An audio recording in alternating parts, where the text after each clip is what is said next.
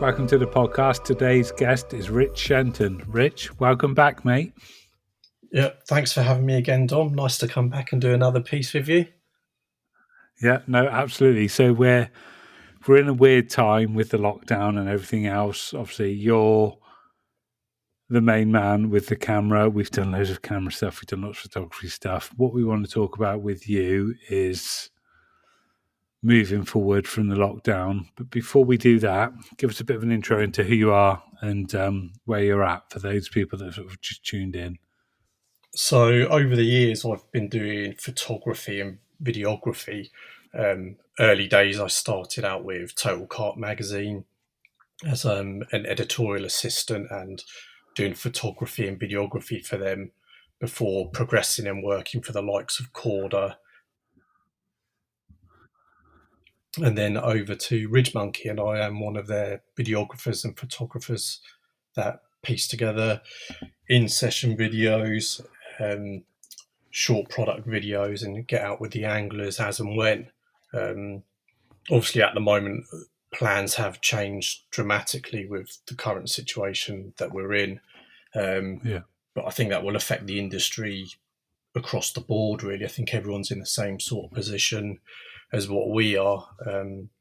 Some of us are fortunate enough to be able to work from home, but obviously there's only so much content you can create working from your office, if you like. I think with this time of year as well, it is key for most of the companies to be getting out now, filming all of the spring. Anglers that have been pre-baiting through the winter will be probably itching to get out, I would imagine. And I think it's a strange time for everyone. I think as much as everyone wants to get out, I think it is safe to say that everybody does need to stay indoors, stay positive, stay active, and most of all, stay safe. No, completely. It's just you could never imagine it, could you? Like if you said to someone, "Go and do your bit now," because you don't know what's around the corner. It's just such a weird scenario. Nobody could have really predicted it, but for creators, I mean, I do a little bit of photo and videography, but compared to you guys, you must be like rattling through all your past content to keep stuff relevant. So moving on, what can we do? Obviously, there's going to be a point when lockdown ends. What, in your eyes, Rich, what do you think the next steps will be? Let's say lockdown ends X date. What will be the next step for anglers? I think obviously as soon as lockdown's finished, I think the majority of anglers are going to be keen to get out on the banks. And I should imagine most club waters, day ticket waters will be extremely busy. That being said, I think given the time of year and with the warm weather that we're having at the moment and lockdown potentially running into the time of year where fish will be spawning, I think it's important to remember that if this is the case, we need to make sure that we're allowing the fish to, let nature run its course and not be too keen to fish for spawning fish. I know there's a lot of people where their plans may have changed now, where they've been pre-baiting through the winter or early parts of the year, and they'll be keen to get out and get amongst the fish whilst they can. But like I said, I think if the fish are spawning, we have a duty of care to let them, run, let nature run its course and leave them alone and, wait until that's passed and then go for the fish. I think everybody will be indoors, and whilst they are indoors, people will be either tying rigs, prepping bait, and potentially doing their research on waters where you've got so much at your fingertips, the internet, magazines, old books. I think this time will give a lot of people that chance to reflect and put everything in their armory for when they get out. It's a difficult one because I'm itching myself to get out, but I know if the fish are spawning, the best thing to do is leave them to it and then try for fish afterwards. I mean, given the job role that I do, I'm away from home a lot, and for me, it's given me the opportunity to spend time with my family, do the odd bits of DIY around the house while as I can. And I've got a little 1 year old as well, so it gives me time to spend with her. But fishing is it's a massive part of my life, and I am missing it, as I'm sure the majority of other anglers are too. No, absolutely. How has it been then for you, like for everyone else as well? But in this lockdown period, it must be nice. It's sort of forced basics in a way, isn't it? It's like you said, Rich, family time and DIY. But I think everyone's houses are going to be absolutely immaculate by the end of this period. I think so. I think it's given everyone the opportunity, and there's no excuses not to work your way through that list of things you've been meaning to do. Um, for myself, it's given me the opportunity to sort all my camera gear, go through the hard drives and memory cards, and I'm quite OCD with stuff as it is anyway, but it's given me a chance to thin down all my gear ready for when we do get out there. So all my hook baits are prepped, rigs are all tied. I've thinned all of, all the winter gear's gone away now. It is minimal tackle with me so that when I am out there, depending on what sort of period we're in just before summer, or if the fish are spawning or if they're not spawning, it will just allow me to take a mobile approach and get on the fish a lot quicker. I think it's going to be important to almost maximize that window of opportunity to get on the fish and get a few under your belt before they do spawn. And I think changing over your gear from winter to summer, and doing all the stuff now, putting yourself in good stead going forward, will pay dividends as well. No, absolutely. Um, in terms of prep, it's a horrible one, isn't it? Because obviously, spring, winter to spring for all sort of typical carp anglers is the time, isn't it? So we're clearly going to just skip past the best time for bagging a big fish in good condition. So, Yeah, what are your plans? Obviously, is it stalking? Is it floater fishing?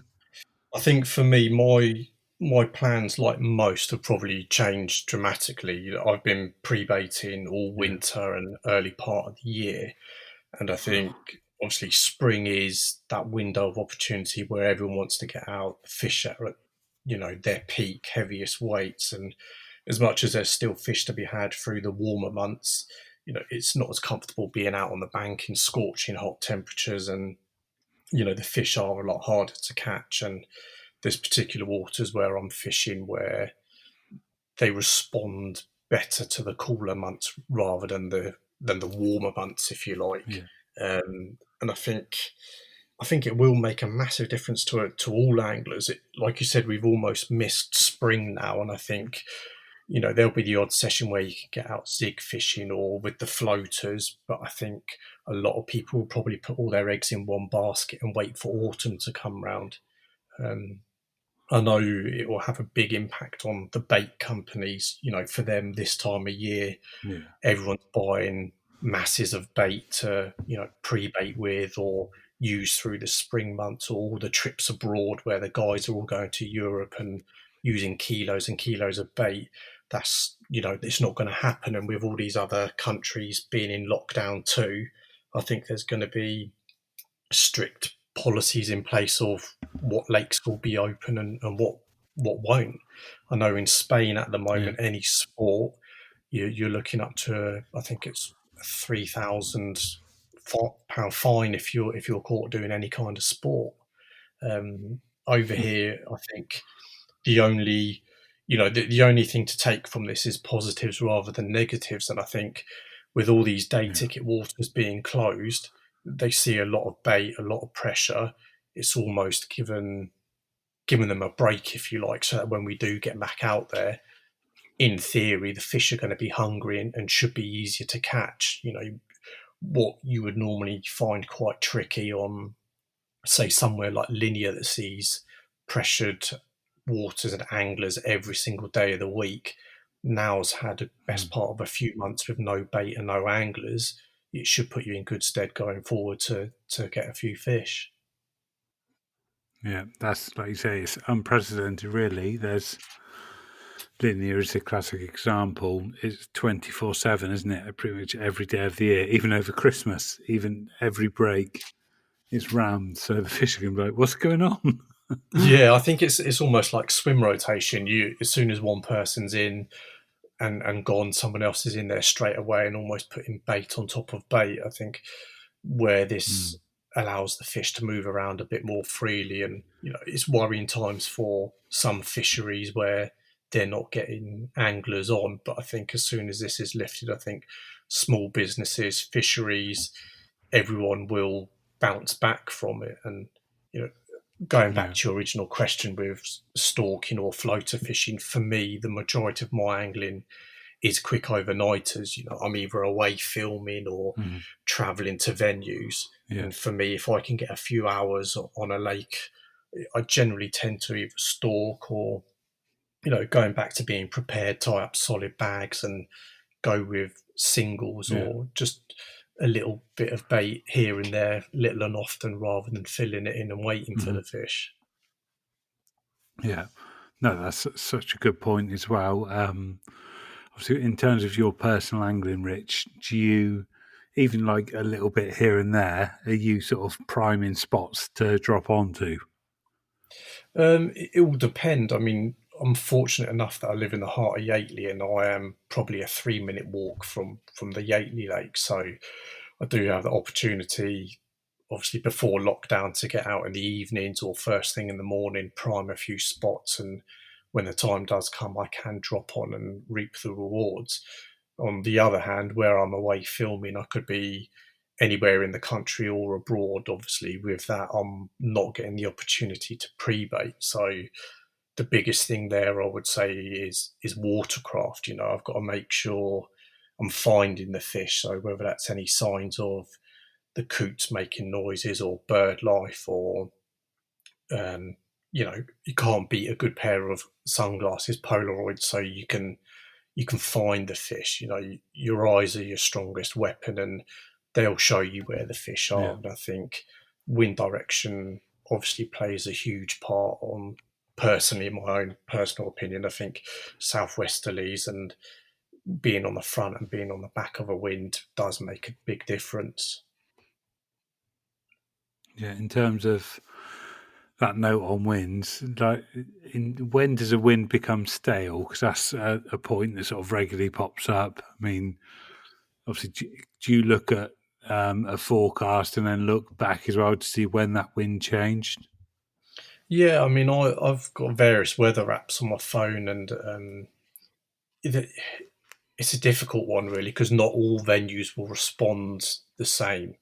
And I think on some Mm, waters where the fish follow the wind and it's a southwesterly and you're on the front of it and it's perfect. Another water you could be doing exactly the same and it won't. But I'll always take note mm, if I've caught fish, from what area, what time, what the weather condition was, and I'll always use that as something to look back on. And I think at the moment where we are on lockdown, I think hindsight's a wonderful thing. And I think where anglers maybe have done better or not done so well on venues, this will give them the chance to reflect and see how they're going to change their approach this year, whether it will still be on a particular syndicate or whether they'll have to change to another venue now. There's some yeah, waters where a lot of people will join just for that spring period. Um, mm, and I think with us potentially not coming out of lockdown till May, June time, I don't think it's going to allow a lot of people time to be able to get out where most anglers work Monday to Friday, 9 to 5. It leaves them the weekends. And like I said, I think it's going to be a case of letting everyone out the stables in one hit and having yeah, masses of people yeah, on lakes. But I think in the yeah, same token, I think it almost gives you sort of a match scenario where you have to put everything in your favour to outfish that angler next door to you. So whether it's tying rigs now or prepping hook baits or swapping over to match the hatch, various different mm, things that will allow you to put fish on the bank over the guy next door to you. Yeah, no, absolutely. I feel as well, like obviously this lockdown period is completely weird and nobody's used to it. I'd love to go fishing, but I just love to do all the other bits. I'd love to walk outside and take my camera out and take some pictures of nature. And yeah, fishing is there, but it's not the be all and end all. No, I think with we like you said, we're in such uncertain times at the moment. I think it gives people that opportunity to, get the camera gear out, be at home, practice your photography, framing subjects, and where you can get out for your daily exercise, take the camera with you. It's most of the people within the industry that are into photography or videography. It's very rare that any of us go anywhere without a camera. But I think Mm, for those guys that yeah. are looking to hone their skills, there's plenty of videos on YouTube. There's plenty of stuff on the internet where you can look at your photography through the day, or brushing up on your night shots and your self takes. There's plenty of stuff you can still be doing. And I think with the good weather, I think, in my personal opinion, I think it's always good just to get out when you can, even if it's in the garden. There's nothing worse than Mhm. sitting indoors. I think you just drive yourself stir crazy. I think a little bit of exercise, drink plenty of water, and even if it's just outside for 10, 15 minutes, it all makes a massive difference. And the weather at the moment it's been absolutely lovely. And I think if you can have a healthy mind and a healthy body, it generally does make a massive difference to your well-being. Yeah, no, absolutely. That's so true. One point you touched on briefly earlier was watercraft. That is the question for our um, sort of rotary letter style thing for this lockdown period. And the question was so, in terms of watercraft, what are the three most important aspects for you? And this is a question I'm going to probably carry through because I think watercraft is sort of everything. So, in terms of your angling, Rich, watercraft, three most important aspects, if you could, please, mate. Yeah, I think for me, obviously, finding the fish, locating the fish is the biggest part, and whether that's signs of fish, if it's fizzing and bubbling, or showing fish, or even sound. You can turn up to a lake at night and it's dark and you can't necessarily see fish, but if you can hear them crashing, you've got a rough idea of where to set up. I would say, location definitely is the main thing, and I think a good pair of Polaroids, um, and staying mobile. I think the biggest thing is you'll get a lot of people turn up to a lake, they'll see a swim, they'll jump in it, and they'll almost set up straight away. I think if you can lap a lake until you do see signs of fish, the old saying 10 minutes in the right place rather than 10 hours in the wrong place is so true. It only takes a second to see a fish, and if you can get a solid bag or a single or a choddy or something like that on top of them, chances are you're going to put a fish on the bank. But for me, I would say location, a good pair of Polaroids, and yeah, definitely, take your time, do your homework, and walk around the lake as much as you can. Yeah, yeah, brilliant answer. It's just even at any lake size, if you just see that one show or that one little bit of fizzing, it can just give the game away, can't it? And it could make an average session into an absolute session of a lifetime. Oh yeah, definitely. And I think it's safe to say that if you can find one fish, you'll generally find more. They'll be patrolling in groups, or it's very rare you'll just find a single fish on its own. So I think if you can find one where it gives the game away and you can get rigs on it and you're fishing, then there's a good chance, like you said, it will change your session around. Yeah, no, completely. And have you got a question? Obviously, leading on from that rotary style thing. So, if you've got a question, we can ask the next guest. Yeah, I think something to ask the next guest. Obviously, with everything that's going on at the moment, what would their baiting strategy be? Would they put a lot of bait in because the fish haven't seen it for a while, or would they still go light, fish singles? Obviously, I know it's going to be weather dependent with how warm it gets, but yeah, what sort of bait approach will they go for this time of year? Yeah, nice. So light or heavy? Just making note of it. Cool. Okay. As well, if before we end, I'm asking every guest to do a sketch of a carp in 60 seconds and then film it and then send me the result if possible. It's just a bit of fun for the lockdown period. I'm going to do like a little competition at the end of it. So if you can do a sketch of a carp, 60 seconds, no more, has to be 60 seconds, hence the Yeah. video, so we can see the Okay. timing. Yeah.